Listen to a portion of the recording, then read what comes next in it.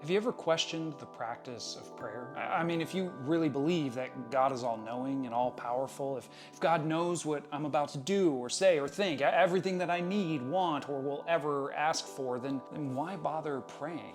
Have you ever been frustrated with the idea of praying to God when it seems kind of arbitrary whether or not your prayers get answered or your wishes get granted or if everything just gets ignored? Years ago, when we were on vacation with family, a bunch of us were swimming in the lake. We were playing next to this dock. And while we were doing so, my dad lost his glasses. They slipped off his face and down into the murky, muddy water. It wasn't all that deep, so we searched and we searched, but we just couldn't find them. We took a break eventually for lunch, and I remember somebody saying in their prayer to bless the meal that they mentioned that their hope that we'd find the glasses. They mentioned it to God. And I remember thinking, what a dumb thing to pray for. I mean, is God really in the business of finding lost glasses? No, of course not. So we ate, and then we moved on. We went back and played in the water some more. And big surprise, we didn't magically find the glasses. But 2 days later, somebody did. A highly unlikely event, which for some people is proof that prayer works, but for others, including me, it just raised serious questions. I mean, did prayer actually accomplish something here? Did God take his time out of his busy schedule running the universe to help us find a pair of glasses? Is that how prayer works? Or is there some other explanation? I mean, maybe once we got out of the water, things calmed down and the stirred up sand settled to the bottom, making the water more clear, and that's why someone was easily able to spot the glasses. But to be honest, I think it's more troubling if God really did help us out. I mean, why on earth is God helping us with lost keys or glasses or wallets or better parking spaces, and yet at the same time he seems to ignore our prayers about your loved one's cancer or world hunger? I mean, how is this prayer thing supposed to work? Is it just luck? Is it a gamble? Sometimes you win big and sometimes you don't? Is there a strategy to it? Is there a particular formula or a code? Sort of like getting the right combination of the right words with the right music in the background or the candles and the incense? Is it about using the right language or intonation in order to get God to answer? And while we're on the topic of getting God to answer, why do we ask people to pray for us? Is God like a politician, and the more people calling on him with a particular request, the more likely he is to vote in our direction in the upcoming decision? Is it about getting more people to pray, or is it about getting more of the right kinds of people to pray? Maybe I've been asking all of the wrong people to pray for me. Where do I find the qualified people who God is actually going to listen to?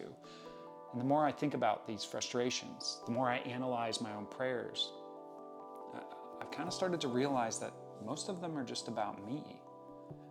Maybe you're a better prayer than me, but when I look at my practice of prayer, it ends up sounding like, dear God, here's what's going on in my life. If you could put your magical God touch on it and make it all go well, that'd be great. Amen. Someone once pointed out to me that often our prayers are really just me trying to get God to do the things I think that God should do. It's just a repetitive help me, give me, bless me, fix me. And sure, I widen the circle sometimes to help them, give them, bless them, fix them, but in the end, it's just me trying to get God to do what I think God should do. And for the most part, it feels like a crapshoot as to whether or not he comes through. And listen, I've been told plenty of times, God always answers prayers. It's just one of three answers: yes, no, or wait. But have you ever noticed that people only say that when God isn't doing the thing that we think God should be doing? Which brings me back to the original question, what is prayer for? What's it about? Is it really about God getting to do stuff for me? Because if it is, either I suck at asking or God sucks at answering. And here's why this matters so much. In some ways, the validity of religious faith is on the line here. I mean, a God who seems to help people with their lost keys, glasses, or find better parking spaces, and yet ignores the prayers for dying children, cancer victims, and world hunger, it's not a God worth praying to. It's not a God worth believing in at all. But what if I told you that prayer isn't actually about that? It's not about getting God to do stuff. It's about something more. What if I said that when it comes to prayer, I've been doing it wrong? And maybe you have been too. Now, that might be an offensive way to start a video on such a personal practice like prayer, but that's really how Jesus started his teaching on the topic. When he was talking to people about how to pray, Jesus started with 3 correctives. Here's what he said in his famous Sermon on the Mount. He said, "When you pray, do not be like the hypocrites, for they love to stand in the synagogues and on the street corners to be seen by others.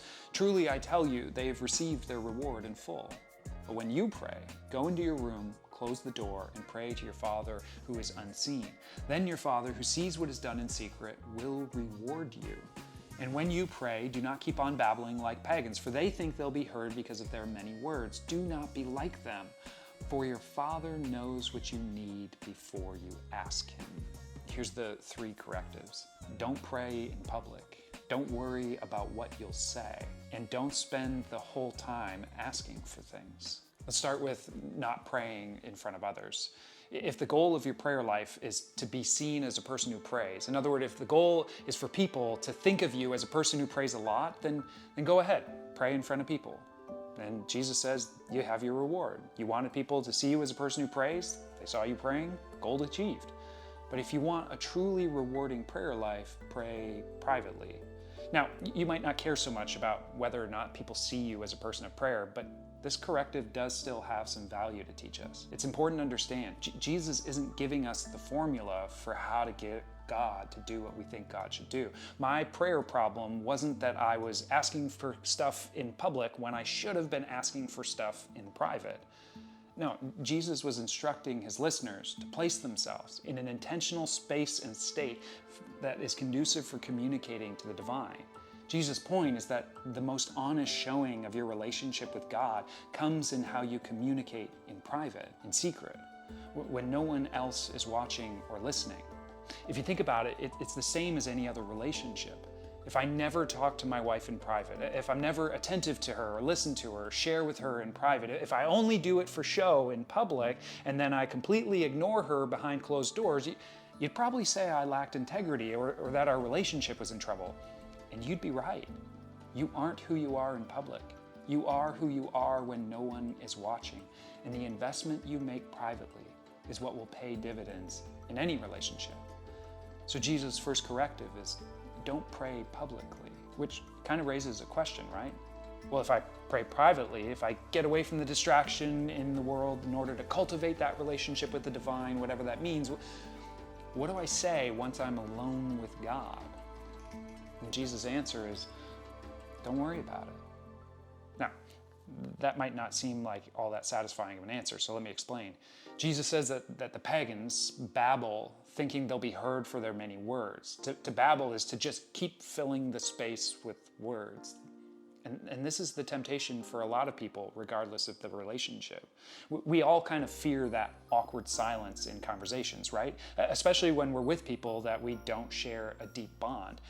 There's a pause that comes naturally in most conversations, every 7 to 11 minutes or so, but we don't even like that silence, even if it's brief. So it's easy to feel the need to fill the space with words. But one of the signs of a deep relationship is the ability to sit quite comfortably in the silence, to not feel compelled to fill the space with words. And that's part of what Jesus is saying here. Once you get out of the busy distractions of life and you get behind the closed doors, don't worry so much about what you'll say. Don't feel the need to go on talking and talking, filling the space with words. Part of what Jesus is saying here too is that there's no special combination of words that you need to figure out in order to get God to do what you think God should do. There is no verbal formula. There is no secret code. There is no combination that you need to figure out in order to get God to answer.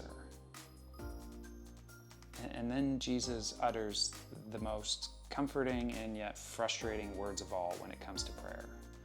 Jesus says that your Father in heaven already knows what you need before you ask him. Now, on the one hand, I think it's comforting. Don't spend the whole time asking God for things. God already knows what you need. And to think that God, the creator of the universe, knows me and knows what I need and knows what I'm going to ask even before I ask it, I mean, that's kind of comforting.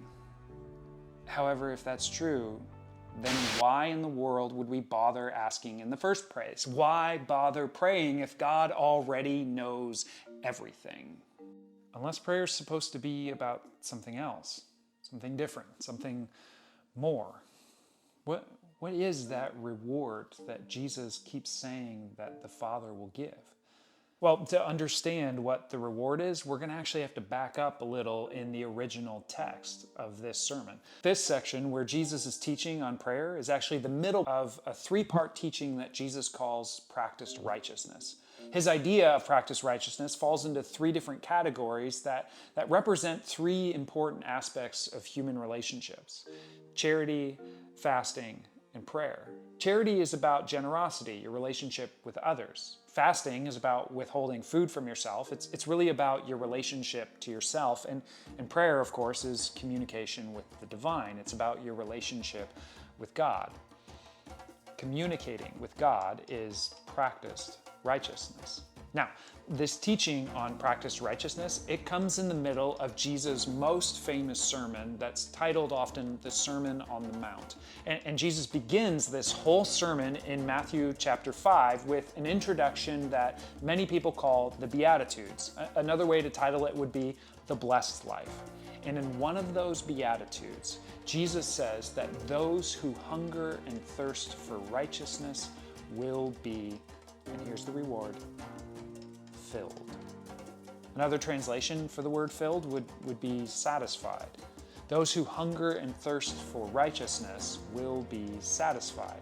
It should be no surprise then that later in this message, Jesus says, here's how you practice righteousness. Here's how you practice righteous living in your relationship to yourself by fasting, your relationship to others by charity, and your relationship to God. Here's how you practice it in a way that will lead to satisfaction. The reward for prayer, according to Jesus, is deep, lasting satisfaction. Don't pray to look spiritual. That won't bring satisfaction. Don't worry about what you're going to say. The right words are not what is going to bring you satisfaction in life. And don't spend all of your time trying to get God to do the things that you think God should do, because that won't actually satisfy you. The reward for prayer isn't about getting everything you asked for. It's about being satisfied in life. And those aren't the same thing. Or think of it in terms of relationships. The most satisfying relationships are they're not the ones that in which you get everything you want, but when you get what you need, and while the other person gets what they need too. And the best relationships are cultivated, not in public for everybody to see, but in private, behind closed doors. The most satisfying relationships are the ones where you're not worried about what you'll say. You aren't concerned about saying just the right things or feeling like you have to fill the space with words. And the most satisfying relationships are definitely not the ones in which the conversation revolves constantly around the needs and requests of one person. Prayer is not about getting God to do the things that we think God should do. Prayer is the communication of an intimate relationship that brings satisfaction to your life. If you want a satisfying relationship to the divine, you need to close the door. Stop worrying about what you'll say or spending all your time on your own needs. Talk to your Father in heaven, and over time you'll be rewarded, not with a weird prize for prayer, but with the natural outcome of investing time into an intimate relationship. You'll be satisfied. That's what Jesus had. It's what his disciples saw and wanted, so they asked him to teach them how to do it.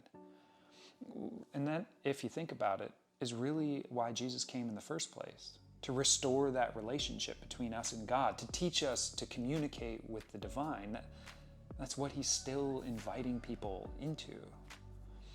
Now, how do we make the move, the switch from prayers being about getting God to do stuff for us to the communication that brings satisfaction? Are we ever allowed to make requests of God? Great question. That's exactly where we'll go next in our next video. Make sure you subscribe, hit that notification bell so that you don't miss it. Thanks for watching, and we'll see you next time.